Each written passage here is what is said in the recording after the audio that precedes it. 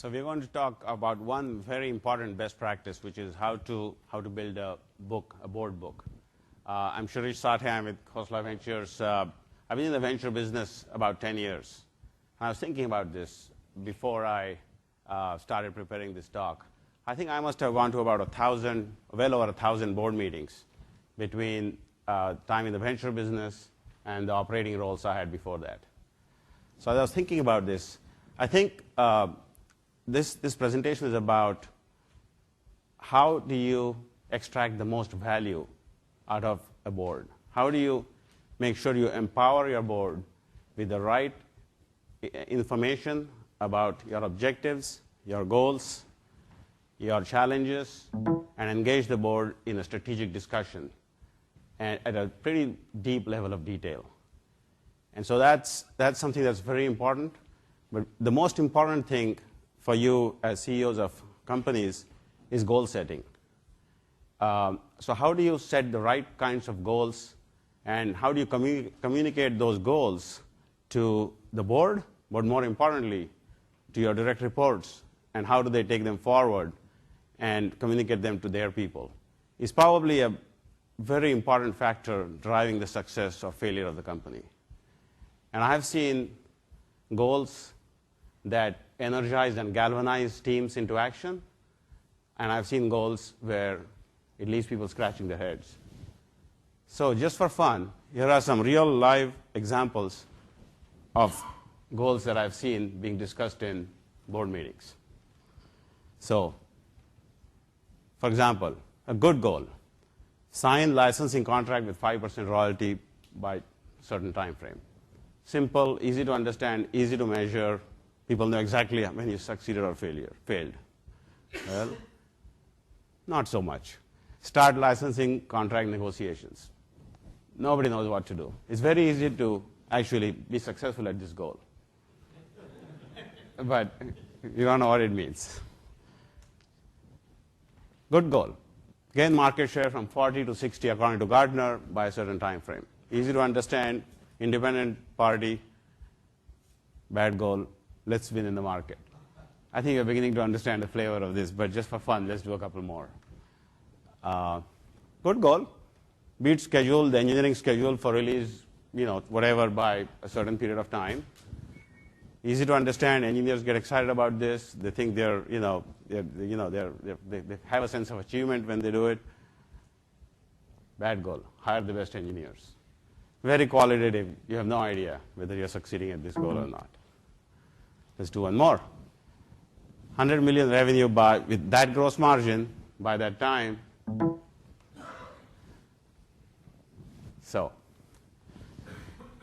I think you're beginning to get a flavor for the rest of this talk, but let's jump right in. Let's talk about the way you structure a board meeting to really communicate very clearly the progress of the company and get the right feedback and the right help from your board.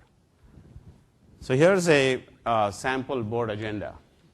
This is a format that, after looking at many different meetings over many different years, I've sort of distilled it down to this and discussed it with a bunch of people. The first very important part is the overview by the CEO. And this is where the CEO gets to talk about what worked, what didn't work, and so on. We'll be talking about examples of each one of these, so I won't belabor the details, except for stating a couple of things. There'll be an operational review, certainly, and you don't have to do every operational review at all times. It just depends on the stage of the company. In some cases, engineering may be more important. In other cases, sales may be more important if you have sales. But finance, you do all the time. But the most important thing is to engage the board in the discussion of strategy and really try to figure out what problems and what challenges you're having and get the board engaged on those things. And then have a closed session. And the last point is very important. As a matter of best practice, I always like to have an outside board members only discussion where we can sit down and have a frank discussion about the progress of the company. It's very important. I do that in every board meeting. So let's see. We have different types of companies. We have systems, and most of you are probably one of these categories, and maybe there might be others. We have systems companies, biofuels companies, chemical companies, internet companies, software companies. We have companies with significant revenue or no revenue. However, the things that we are going to talk about from this point on mostly apply to all of these companies, because the core principles of how to communicate your goals and your progress are probably the same. It's very important to be quantitative, measurable, and communicate it in a way that the board knows exactly where you stand and how you did compared to what you said you were going to do. I won't go into all the details, but you should talk about all the obvious things: forecast, pipeline, schedule, and so on. Communicate the technical and business risks. Talk about the options, the strategic options you explicitly took, and the options you explicitly considered and did not take. I think that's very important. And then finally, of course, you have the corporate governance and fiduciary duties are very important. Be quantitative, be numbers and charts driven, timeline and deadline driven. And this last point, the fourth point there, waterfall charts, we'll have some examples, but waterfall charts, people don't use them enough. I've seen them being used in the finance section and we'll be discussing an example. I'm sure many of you use them in the finance section. But I think they can be very effectively used to explain engineering schedules, sales pipeline and sales progress, manufacturing, forecasting, and all of that. And we'll be looking at some examples on that. It's very important to compare the progress against your original commitments, not something that you sort of agreed with the board halfway through. Even if you did, I think it's very important to see what you said you were going to do 2 years ago and where you ended up. And have the same consistent format at each board meeting. I find it very confusing when I go to a board meeting, it looks like a totally different reporting format. I have no way to then consistently track what's going on. I won't go into all this, but essentially this is the agenda and some of the important things you should talk about in each one of those. These slides, by the way, eventually will be on our website as a resource to all of you. So let's look at some examples. The CEO overview. I think this is a very important part of the opening of the board meeting. And this is as you probably noticed, this is not quantitative. It says off track and on track, and we'll talk about some of these. But this is the one time you can be qualitative because you're going to back all this up with quantitative, measurable details about all of these things as the meeting progresses. The colors are very important, and you can use red and green or red, yellow, and green to show. For example, if you look at the supply chain, that was off track in Q3 2009, and it's getting back on track. Total cost has always been off track. You can also have a red when it's on track, because that's the CEO is telling you that it's on track today, but I have a feeling it's not going to be on track going forward. So you should use these colors very effectively and really communicate concisely where you are. Here's one more example of metrics and objectives. And obviously, this company is doing well in one metric and not so much in the others. By the way, these are all examples selected from companies where I made up the data, and in some cases, these are examples I made up, so as to not give away any secrets. I've also, actually, back to the CEO overview, I've also seen it done as highlights and lowlights, where you talk about what's working and what's not working. And it's very important for the CEO to say, okay, let me discuss what's not working and engage the board in a longer discussion about what's not working. It's very tempting to do a detailed operational review and leave only 5 minutes at the end to talk about challenges. It's very tempting to do that. But you're not extracting value from your board. That's what they're there for. Okay, let's talk about a couple of other examples. So the milestone analysis, this is very important. It talks about all the important milestones that the company wants to reach and what the target was, because unless you know the target, you don't know how you're doing and how things are going. I mean, let's look at one. The revenue. The target is to reach 20 million by Q2 2010. Is Q1 and Q2, it says 2 million. It didn't grow, but it stayed green, because this is the CEO telling you that I'm fine. It's even though it's 2 million, I know what knobs to turn and how to make progress here. By Q3, the CEO is getting really worried.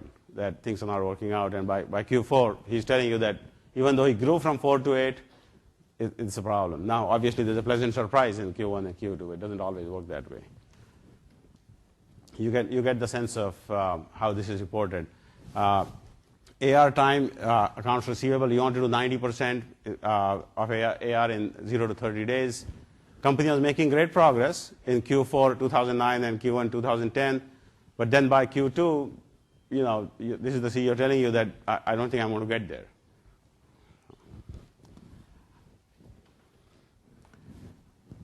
Very similar, that gray, by the way, should be red. It looks like red on my computer. And so this is an idea of using a waterfall chart for scheduling, where you have targets, your target going this way, and what's going on going the other way. And for example, develop affiliate model. You're doing fine, and then you slipped, and so that's. It's very important in all of these to have a target.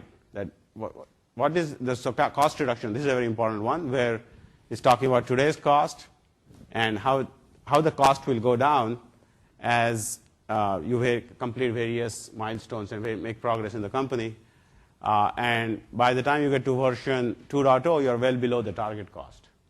However, there's something very interesting to note here, which is, if you think about it, your shipping cost, which is 30 cents on the left and 28 cents way on the right, is not really changing. And so this should start a strategic discussion in the company why this is the case. I am just picking this as an example. So the data that you present is just data, but you should use the data. The following slide should be, okay, this is what we are going to be doing about shipping. We are going to ship by land. We're not going to do air shipping, or whatever it might be, or we are going to change carriers, whatever it might be, so that you attack that piece of the cost. So this is very important to granularly look at the cost and work on the big rocks, if you will. Okay, so this is a chart that shows various things, number in millions on the y-axis and quarters on the x-axis. For example, and for each of those line charts, there is a forecast and the original goal. So today, for example, page views is below the original goal, and it doesn't look like it's getting there. It's going to consistent. They're both increasing, but consistently stay below the goal. And then you should engage the board in the strategic discussion about how we're going to fix this, and what are the things and what knobs we can turn so that we can get back on track. Very similar. I think you're beginning to get the flavor of this. Again, for each of these, very important to have a goal and an actual, and then have a discussion about how do you close the gap on those. This is a particularly interesting one, where this is about customer acquisition economics, where on the left you have lifetime value of the customer, and on the right you have the cost per acquisition divided by lifetime value. That number, small, is good because you should be decreasing the cost per acquisition and increasing the lifetime value. But as you can see, the company is actually not performing that well compared to the original goal. And then you should have a discussion about why that is. It is clear here that because the lifetime value is not increasing very much, you need to decrease the cost per acquisition, and you need to decrease the cost per acquisition. However, the way you're acquiring customers, the organic search, which is the cheapest way to acquire customers, is actually going down. And the paid search is dominating, which is why you're not making progress. So you get the idea that if you look at a symptom, then you can, with the board or with your team, drill deeper and say what's going on here. Again, for each of these graphs, there's got to be a target. I go to many board meetings where I see a graph, I see company making progress, but I can't see whether this is what the company had committed to 2 years ago or a year ago. And I think it's very important to put that, so that if you're not doing that, then you can have the discussion about why not. It's great that churn is going down, but are you below your target churn, or do you have a trajectory to do that?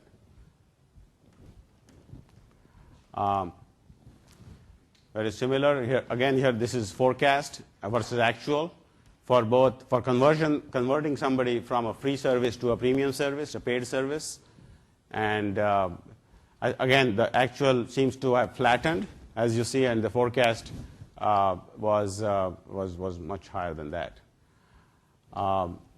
Very straightforward sales funnel. Again, here the confidence ratio is about whether you have 75% confidence or 90% confidence or 100% confidence about winning this deal. Very important to communicate that. And this is just pipeline. There's not a lot of information here, but this is just a indication to the board that these are the deals that I'm working on. This is an important one, the win-loss analysis, where you talk about where you're winning against the competition and where you're not. The learning from here, if you look at this slide, is that when you compete with companies A, B, and C, you win. But when company D is involved, you're losing on cost. So you got to sort of think about this and say, okay, what's going on here, and why is company D beating us on cost, and how do we need to structure the deal next time when company D is in the mix? And that's the sort of thinking that this slide should lead to. The data is good, but what you do with the data, I think, is beat company D next time. Next time they're going guns blazing with your greatest discounts. That's what this slide teaches us.